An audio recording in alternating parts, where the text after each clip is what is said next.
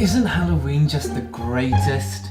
I mean, it's like gay pride for monsters. Nearly everywhere is a safe space. And everyone is celebrating being a witch or a zombie or something really creepy like a slutty cat. Bestiality? Really? Anyway, I was gonna go as a slutty cat myself this year, but then I thought of a truly monstrous thing to go as. The most evil thing that's ever walked on the face of the earth. That's right, a real monster. Not one of those made up ones like MSGs or immigrants. Have you guessed? Check shirt? Ill-fitting jeans? I'm going as a white heterosexual male! Rah! Scary, eh? They're known for some of the worst crimes humanity has ever committed. Actually, they're known for all the crimes humanity has ever committed. Any crime can be blamed on a white heterosexual male. Take Joseph Fritzl, for example, or Hitler, Columbus, Trump, Myra Hindley, Robert Mugabe, Jeffrey Dahmer. No. Wait.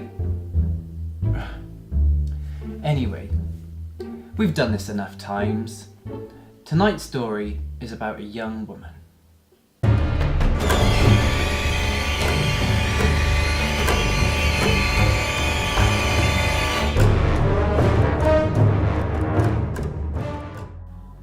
Frankie was just like every other girl. She loved shopping, she loved makeup, and she loved digging up fresh corpses. Well, I suppose she wasn't just like every other girl, but 2 out of 3 ain't bad, right? You see, Frankie was a militant feminist and dreamed of seeing a world where all men were enslaved and subjected to daily torture and demeaning social behaviour. And Frankie, after much deliberation, had come up with a plan to make her dream, a dream which she shared with her friends on Tumblr, a reality.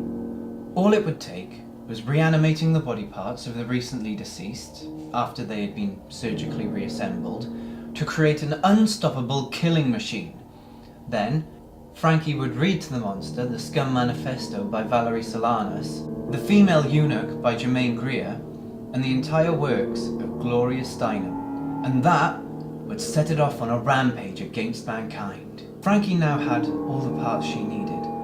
The female legs of a long-distance Olympic gold medal winning runner, the torso of a world champion female wrestler, and the arms and hands of an everyday Russian woman. And finally, the brain of Margaret Thatcher. It was a female monster designed for one thing: the predator-esque hunting down and execution of every single man. Frankie flipped the switch. The let a bolt of high-voltage electricity into the monster. It zapped and buzzed as it flowed through the nodes, but nothing happened. Smoke filled the room, but still nothing happened. The forks of electricity flew through the room, destroying parts of Frankie's homemade machinery and cracking the windows, but still nothing happened. Frankie began to doubt herself. Was this all folly? Had she just deluded herself into thinking this could really work? Was the voltage high enough? No! That was the problem.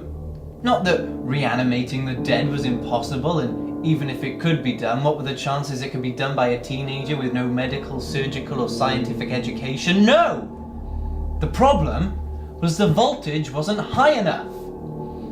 She turned the dial as high as it could go.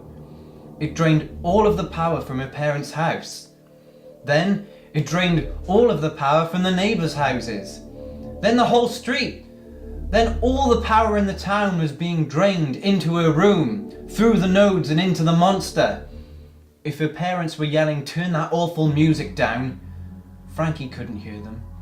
All of a sudden, the power went out and everything went dark. "Oh, shit," said Frankie. It had been a failure, a hopeless pursuit. But then, in the pitch black, the bed springs creaked. Moments later, the lights came back on. Frankie couldn't believe her eyes. The monster had gone. She looked across her room, but it was nowhere to be seen.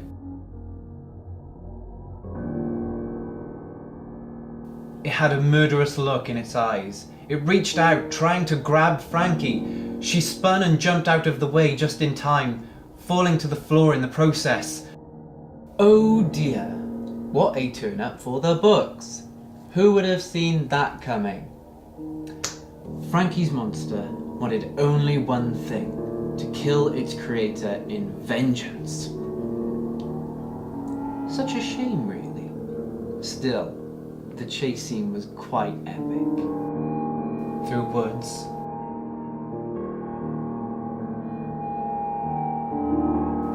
through streams, through tundras,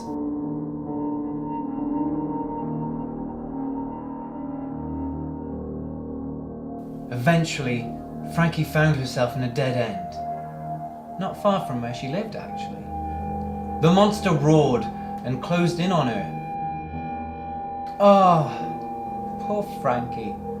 Such a waste of talent and potential. She would have made a cracking neurosurgeon. She would have gone on to become a Nobel Prize winner for her amazing discoveries in the field of tissue reanimation. Her own creation killed her. Like, full on properly murdered her. Like, choked the life out of her and broke her neck kind of thing. Like, oh damn, she ain't coming back from that, you know? That was the end of Frankie. I suppose if there was a moral to this story, it would be patience is a virtue. If a job's worth doing, it's worth doing yourself. In fighting monsters, we ourselves become monsters. I don't really know what the moral of this story is, but if you ask me, I blame the parents. Where were they in all of this? Going through a messy divorce, no doubt. Anyway, have a lovely Halloween. Goodbye.